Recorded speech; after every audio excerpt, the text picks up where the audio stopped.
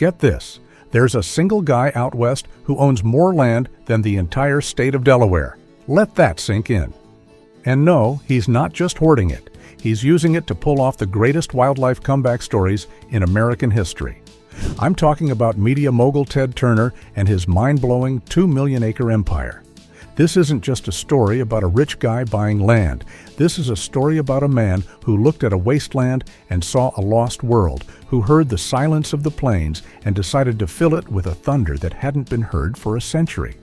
He didn't just want to own a ranch. He wanted to resurrect an ecosystem. So buckle up. We're going on a journey into the heart of an empire built on restoration, and this tale is wilder than you can possibly imagine. In 1989, on a wind-whipped, desolate hill in Montana.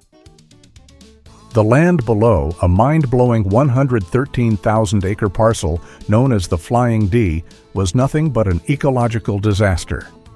Decades of overgrazing by cattle had stripped the soil bare. The original prairie grasses, the deep-rooted anchors of a once complex world, were gone. You could drive for miles and see nothing but invasive weeds and unhappy earth. It was, by all accounts, an environmental dead zone. The previous owners had run the land into the ground, and when Ted Turner swooped in with a shocking $22 million check, the entire state of Montana collectively scratched its head. Why on earth would he do that?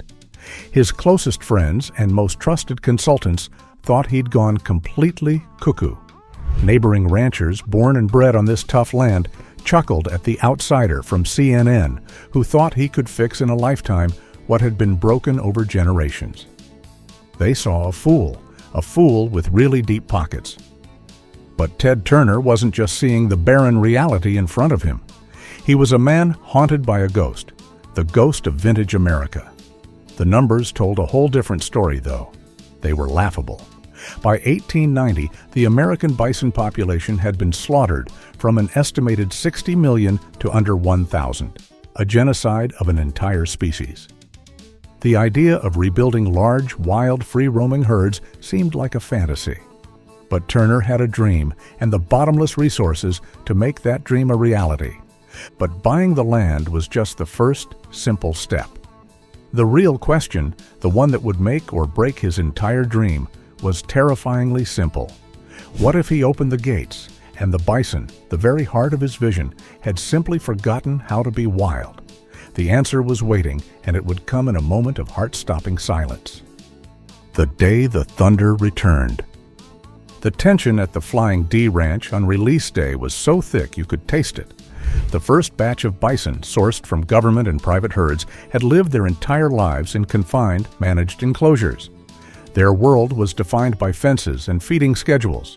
The freedom of the vast Montana plains was an abstract concept, nothing but a ghost in their DNA. Everyone waited for the big moment, but when the main gate swung open, nothing happened. The bison stood frozen. For a few agonizing minutes, the great beasts of legend were just confused livestock. Had the spirit of the wild truly been bred out of them? Then one old bison took a step forward, then another, and in an instant it charged for the grasslands.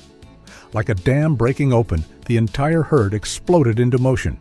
They fanned out across the plains, not as disorganized individuals, but as a cohesive herd, following migratory paths etched into their very souls. Yet, as the dust settled and the triumphant cheers faded, a new, more profound challenge began. Everyone had seen the bison return, but could these beautiful beasts actually heal the land? Or would they, like the cattle before them, simply love it to death?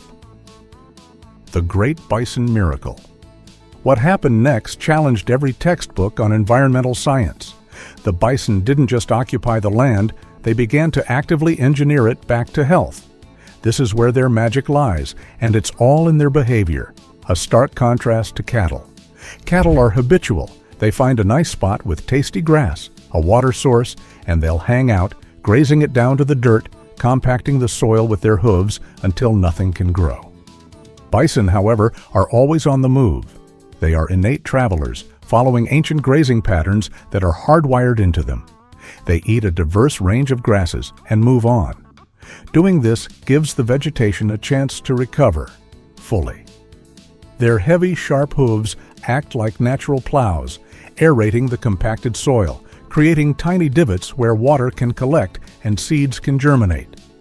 Their famous wallowing, rolling around in the dirt, might seem like they're just playing around, but it's more than that. It, in fact, creates depressions that become microhabitats for insects, reptiles, and pioneer plant species. Their droppings, spread far and wide as they travel, are not waste but perfect nutrient-rich fertilizer, healing the land as they go. When all these came together, it was only a matter of time before the miracle happened. We're talking about a change so profound, so rapid, and so vast that it literally changed the color of the land on satellite images.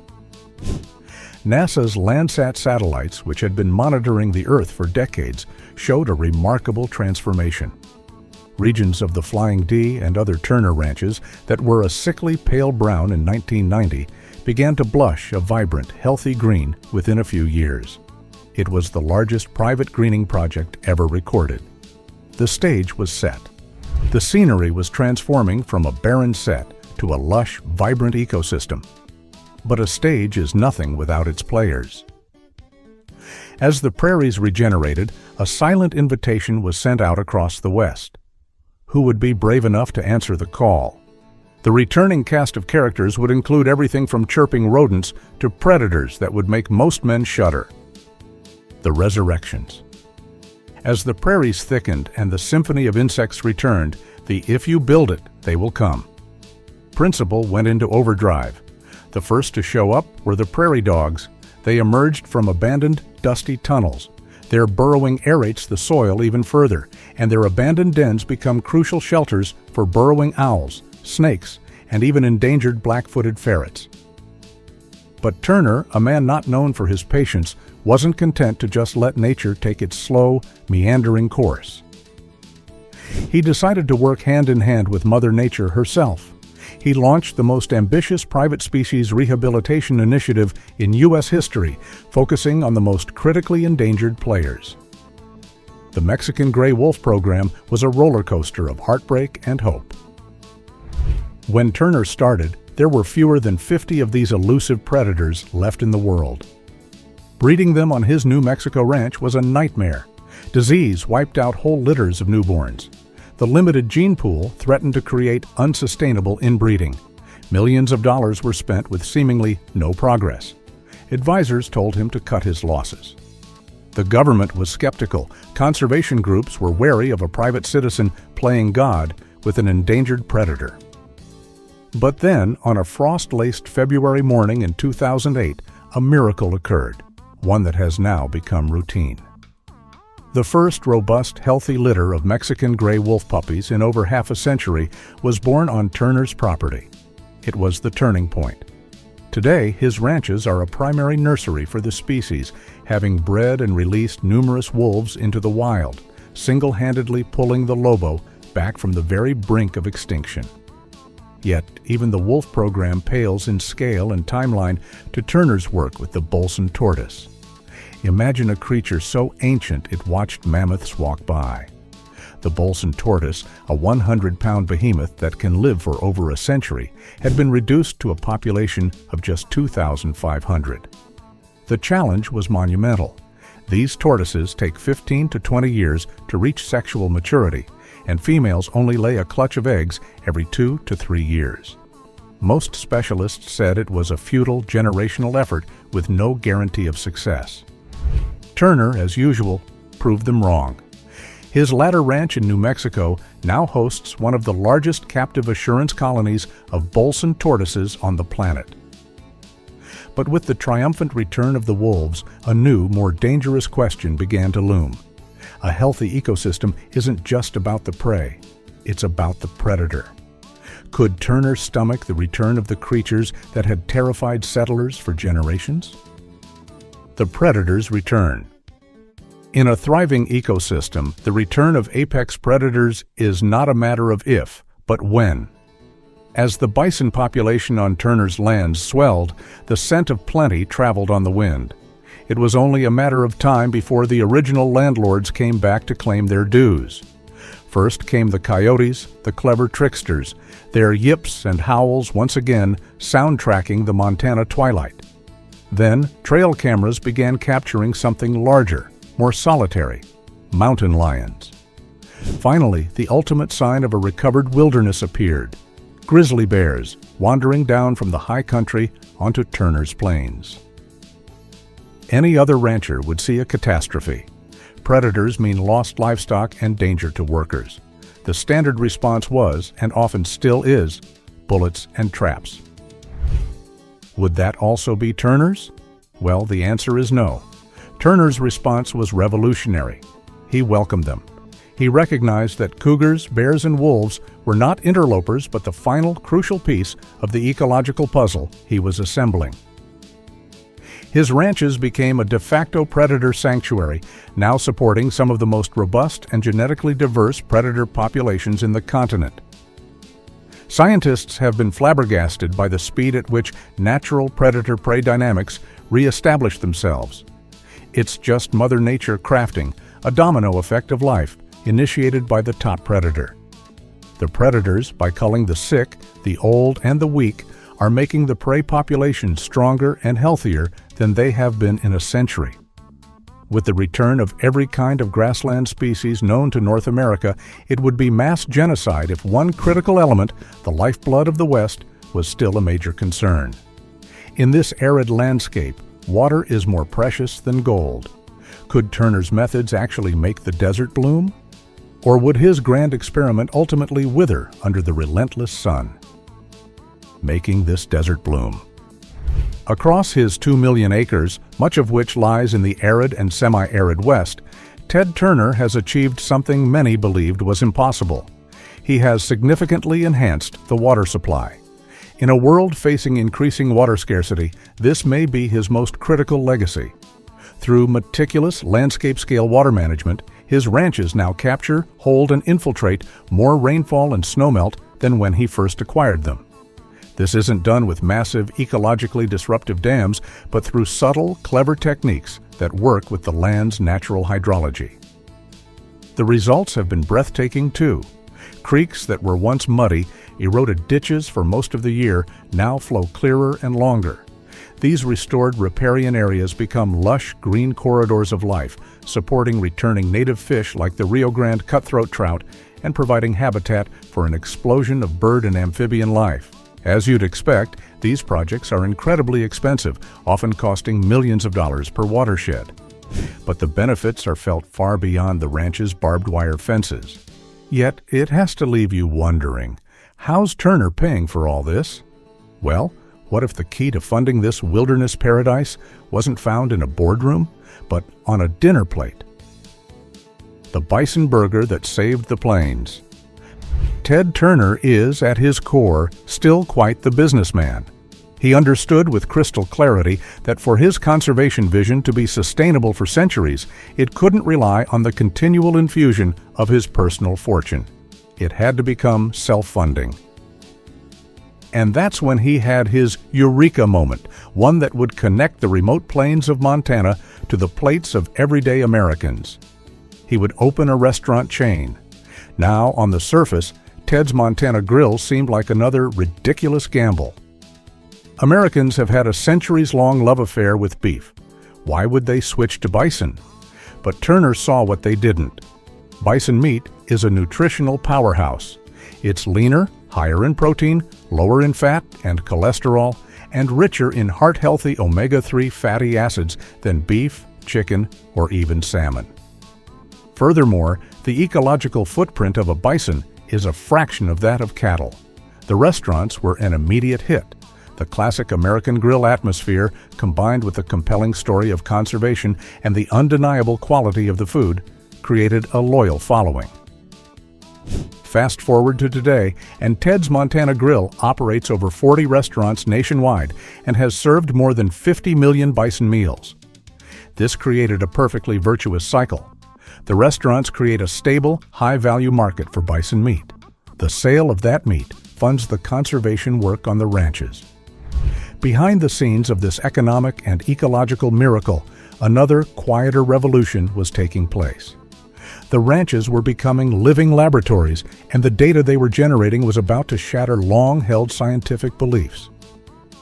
The secret labs of the prairie. While the Turner ranches may look like a scene from a classic Western, their management is firmly in the 22nd century. This is a place where cowboy wisdom shakes hands with artificial intelligence. Take the bison, for example. A significant number of them, especially breeding females and herd leaders, wear sophisticated GPS collars. Each collar relays a constant stream of data: the animal's precise location, its movement patterns, its daily activity cycles, and even its internal body temperature and pulse rate. This technology is a game changer. Managers can now predict births by monitoring a female's behavior and vital signs, preempt diseases, and even understand social dynamics by mapping the herd's social structure, identifying leaders and followers, and understanding how the herd makes collective decisions about movement and grazing. This data is fed into complex computer models that allow managers to practice precision conservation. They can perfect grazing rotations with scientific accuracy, moving herds to optimize grass recovery and soil health. They can forecast forage availability for the entire year, ensuring the herd size is perfectly matched to the land's carrying capacity. The ranches are dotted with climate stations that provide real-time data on rainfall, temperature, wind speed, and humidity, all of which directly influence grazing management and fire risk. This isn't just farming, it's ecosystem management at a cybernetic level. With the herd perfectly healthy and the land healing, one final controversial piece of the funding puzzle remained. It was a practice as old as humanity itself, one that often put conservationists and sportsmen at odds. But Turner saw a way to turn this ancient tradition into the engine of his modern conservation machine. How trophy hunts fund the future. Ted Turner's approach to hunting has fundamentally transformed the relationship between hunters and environmentalists. His ranches offer world-class exclusive hunting experiences for species like elk, mule deer, and bison. We're talking about trophy-worthy animals in a pristine, managed environment with expert guides. The price tags are accordingly high, reaching tens of thousands of dollars for a single bison hunt. Here's the twist that changes everything. This is not merely a commercial enterprise, it is the financial cornerstone of the entire conservation operation. The millions of dollars generated annually by these hunting programs are poured directly back into the land. They fund the creek restoration projects, the wolf and tortoise breeding programs, the high-tech GPS collars, and the salaries of the wildlife biologists. The hunting is managed with ruthless scientific precision. Quotas are set not to maximize profit, but to maintain robust, healthy populations and genetic diversity. The hunters are not just clients, they are partners. They understand that their high fees are funding one of the most successful conservation stories on the planet. They are participating in a system that ensures these wild places and wild things will exist for their grandchildren to enjoy. The success of Turner's hunting initiatives has inspired a new generation of hunter conservationists who see themselves as active stewards of the land. A legacy built to last. So, what are we to make of Ted Turner's 2 million acre experiment? Well, everyone is entitled to their own view, but there's no denying that it's easily one of the most significant private environmental endeavors in U.S. history, maybe even human history. The species he has saved from the abyss, the bison that now thunder across the plains, the wolves that howl in the mountain valleys, the ancient tortoises that plod through the desert will endure for generations because of his vision and his will. The habitats he has revived will provide clean water, clean air, and ecological resilience for the continent far into the future. So tell us, what do you think of this world Turner has built for these beautiful beasts? Let us know what you think in the comments. If you enjoyed this video, then please subscribe and watch the next one.